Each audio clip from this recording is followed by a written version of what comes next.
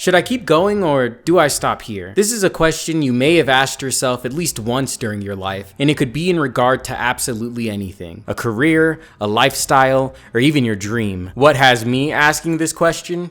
A stupid video game. Yup, this is the MonoCRYPTIC YouTube channel, and if we're gonna get all big and philosophical, then it's gotta be about something goofy. For better or for worse, I'm a thinker. I think about a lot of different things, big and small, smart and stupid, but a particular idea I've been really chewing on lately is self-development. Getting stronger, getting faster, and just getting better. All of it. Y'all know exactly what it is I'm talking about. We've all seen the Anthony Spade YouTube channel. Why Sigma males are more attractive than alpha males. Stay tuned. Welcome to the Anthony Spade channel.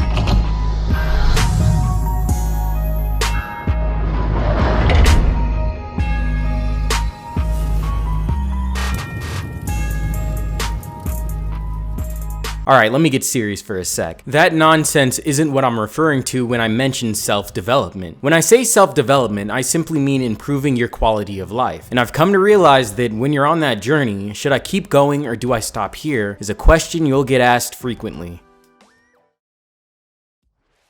Video games are pretty cool. I grew up on them, yada yada yada, blah blah blah. I played a lot of different games in my childhood, but one genre that's always eluded me is fighting games. It's important to note that when I say fighting games, I'm talking about the OD stuff. Mortal Kombat, Tekken, all that anime shit from the one company low-key, and of course, Street Fighter. I was first truly exposed to the genre in high school when I'd hang out with a friend and a few of his buddies after school. They'd play a few rounds, I'd join in here and there only to lose, but regardless, because of that time spent, a real interest in learning how to properly play fighting games solidified within me. I tried my hand at a few fighters before really falling into the genre with Street Fighter 6. I bought BlazBlue Cross Tag Battle for the Ruby characters, but ended up dropping that because it sucked and no one else was playing it. Then I got into Them's Fightin' Herds because it was on sale on Steam. That game is pretty fun, bro. I don't care what anyone says. Anyway, let's fast forward a couple of years after I'd been violently thrust into adulthood. Bored of my same old routine, I was left desperately searching for something, anything to shed new light on my life when boom. Street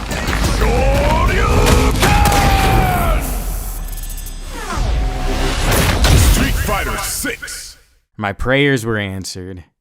Amen. My favorite type of game is those that require you to sit down and study up. Old school Monster Hunter comes to mind when I say this because it's the reason I became a fan of the series. Similarly to fighting games, it took me multiple tries to find some footing with Monster Hunter. When I first started playing 3 Ultimate, I was overwhelmed by all the systems and mechanics the game simply expected me to understand. But after I learned how to properly play it, I started having so much fun. Fighting games are the exact same. This is a genre of game that has been evolving for decades, so if you were to get into them now, there would be a lot of learning involved. However, once this initial learning curve was overcome, I began having the time of my life. So, Street Fighter 6. This has been such a long time coming, I don't even know where to start. Actually, since it's pretty relevant, I'll talk about my time with Street Fighter 5.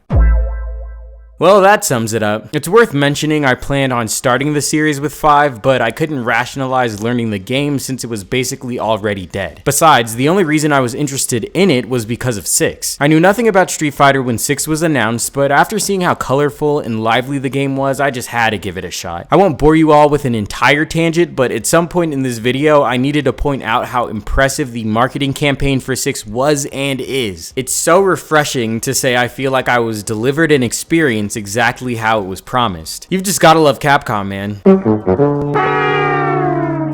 As I've said before, Street Fighter 6 was my first real attempt at learning how to play a fighting game. It's also the first fighting game I've continued playing long after the initial honeymoon period. Speaking of honey, let me tell you guys about the sweet ass time I had learning how to play the game.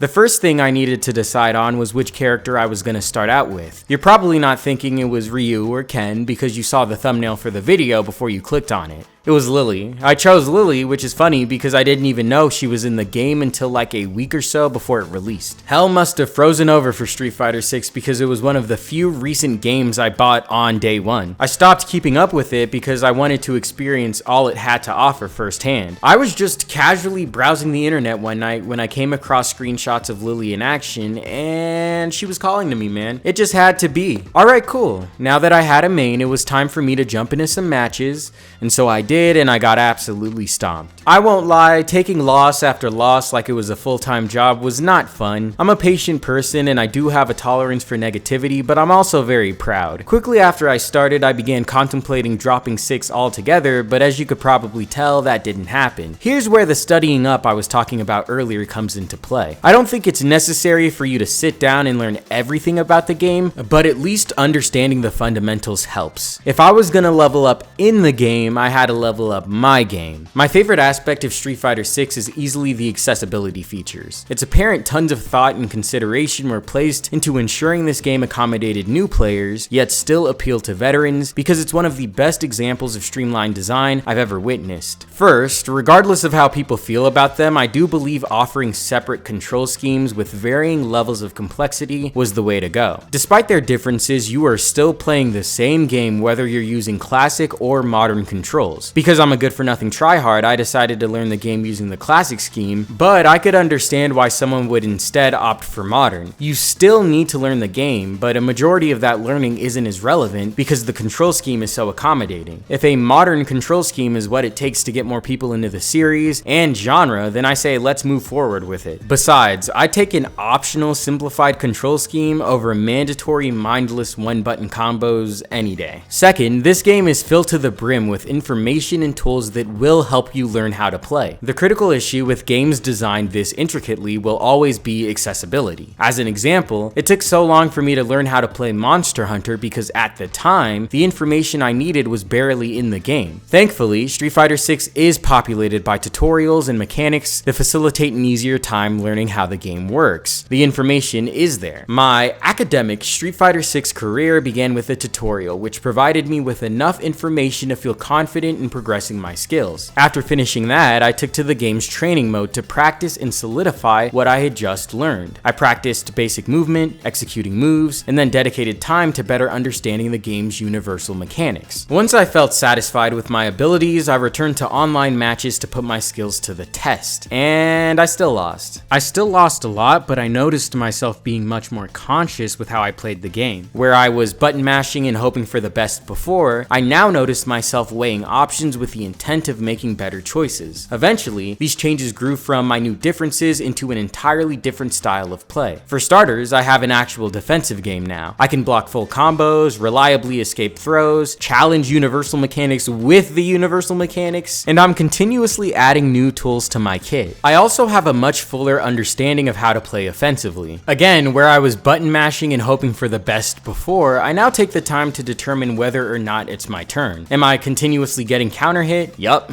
And that means I'm trying to skip turns. Let me slow down and play defensively. Am I constantly being overwhelmed into the corner? Yup, and that means I'm not playing offensively enough. I need to find the right window to attack, then attack even if I only manage to stop my opponent's forward momentum. There is nothing more satisfying to me than making a mistake, recognizing the mistake, and then making an improvement. It's an entire process, but once you get swept up in it, there's no going back. The dopamine rush I get from winning a tough match or earning a perfect KO using new strategies and finer developed skills keeps me coming back to Street Fighter 6 like a crackhead does with his dealer. This game is such a stimulating experience in terms of both gameplay and general production. Nowadays, when I'm playing games, the gamer gears aren't the only ones turning in my head. I'm very interested in the behind the scenes production aspect of a game, especially if it's innovative. Again, I didn't play Street Fighter 5, but when I compare footage of that to 6, the differences are like night and day. You can tell there was a clear vision and goal for this game during its entire production. production because it's simply seamless. In regard to writing, I've said on the channel before that if a work is silky smooth, then the effort that went into it was anything but. This is a statement applicable to any sort of production, and I'm certain it applies to Street Fighter 6. This is in every way a true evolution of a series whose legacy is practically one in the same with the genre it's a part of. As with its mechanics, the actual content of Street Fighter 6 was curated in a manner that appeals to newcomers and veterans alike. It truly does have something to offer for everyone. Visually, because of its focus on graffiti and other street-based aesthetics, this game is flashy and hard to miss. Everything is so in your face and full of energy, which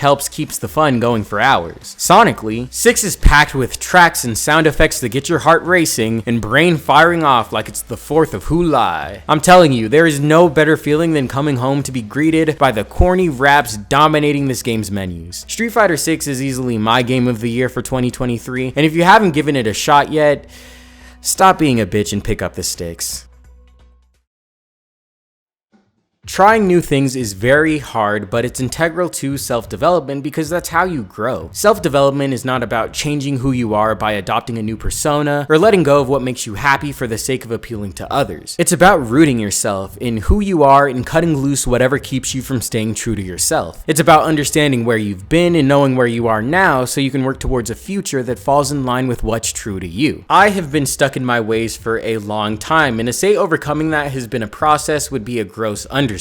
It's been a visceral experience I may continue to live through for the foreseeable future, and the impact of which continues to serve as the foundation for the type of person I aim to be. I feel like an idiot whenever I try something new because it never goes how I imagine. It's an uncomfortable feeling, but I've come to recognize that discomfort only as growth. I will not get it right the first try, and so I risk hurting myself whenever I take that leap of faith. However, it's important to note that eventually it does get easier and you do reach the other side. Just like in Street Fighter 6, sometimes in order to level up in life, you have to level up your game. It's the truth that no one is born onto this planet knowing everything about themselves and where life will take them, just like no one's good at fighting games when they start out. Life is a blank canvas, resting on the easel of possibility. And as human beings, I believe we're blessed with the ability to simply pick up a brush and palette. We can paint whatever we wish, and although to others that may seem good or bad, all I'm arguing is working to simply be able to paint whatever resonates with you. So, to answer the question of whether you should keep going or stop here, I'd say to do both. I've come to realize that despite all I've accomplished, I'm still not where I want to be, and that's okay. Life's a journey, and I don't need to have everything figured out at any given point in time because I never will. It's alright if one day I want to work on a stupid, pretentious YouTube video about fighting games, and the next I just want to go outside and bask in the sun. A journey does have its stops after all, and if you're unwilling to slow down and take in the finer parts of the larger experience, you risk cutting yourself off from it entirely. Go ahead and grind, y'all, but just make sure you rest too. We've all only got one life to live, and our priorities shouldn't be on living it the best, but simply living it well.